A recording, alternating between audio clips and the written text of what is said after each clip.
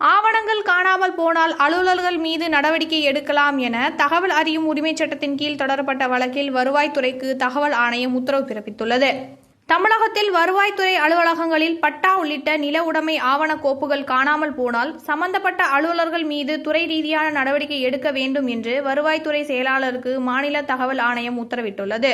தகவல் அறியும் உரிமைச் சட்டத்தின் கீழ் கோவையை சேர்ந்த ப. அன்புவேல் என்பவர் சென்னையில் உள்ள மாநில தகவல் ஆணையத்தில் மேல்முறையீடு மனு ஒன்றை தாக்கல் செய்திருந்தார். அந்த மனுவில் பேரூர் வட்டம் வடவள்ளி கிராமத்தில் உள்ள நிலம் தொடர்பாக கோவை மாவட்ட வருவாய் கோட்டாட்சியரிடம் உள்ள கோப்பினை பார்வையிட அனுமதிக்குமாறு கேட்டுக்கொண்டிருந்தார்.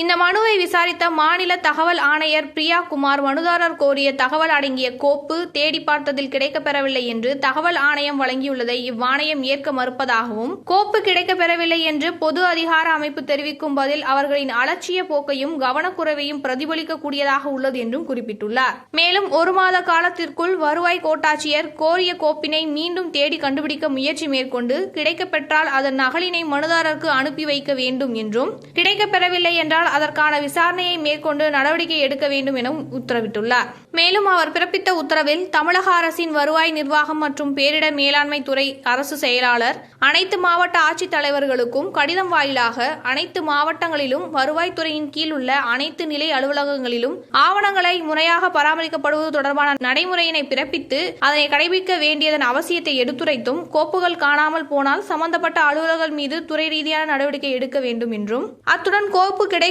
பெறவில்லை எனில் கோப்பினை மீள் உருவாக்கம் செய்ய நேரிடும் என்றும் அறிவுறுத்தியுள்ளார். கோப்புகள் அளிக்கப்படும் முன் பின்பற்ற வேண்டியதற்கான நடைமுறைகளை அவசியத்தை அனுப்பி வைக்க வேண்டும் என்றும், இது தொடர்பாக அனைத்து மாவட்ட ஆட்சியர் தலைவர்களிடமிருந்து அறிக்கையை பெற்று அவற்றினை இணைத்து ஒருங்கிணைந்த அறிக்கையாக நேரில் சமர்ப்பிக்குமாறும் வருவாய்த்துறை நிர்வாகம் மற்றும் பேரிடர் மேலாண்மை துறை அரசு செயலாளருக்கு ஆணையம் உத்தரவிட்டுள்ளார்.